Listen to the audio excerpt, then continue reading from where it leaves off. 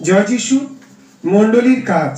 মণ্ডলীর কাজ বাইবেল প্রায় সকল ক্ষেত্রেই মণ্ডলীর কাজকে পরিচর্যা বা সেবা হিসাবে দেখায়। প্রভু যিশু তার মণ্ডলীকে দুটি দায়িত্ব দিয়েছেন।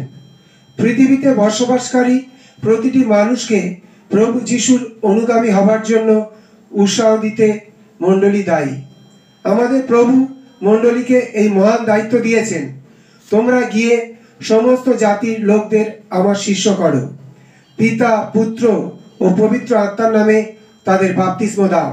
আমি তোমাদের যেসব আদেশ দিয়েছি তা পালন করতে তাদের শিক্ষা দেও। মতি 28 অধ্যায় 18 থেকে 20 পদ। আরো দেখুন জন 10 অধ্যায় 16 পদ, প্রেরিত 1 অধ্যায় 8 পদ। যারা ঈশ্বরের প্রেমে এক হয় এবং সব মানুষের সেবার জন্য নিবেদিত প্রাণ, তেমনি এক বিশ্বাসীদের সমাজ গঠনের জন্য মণ্ডলী দায়ী।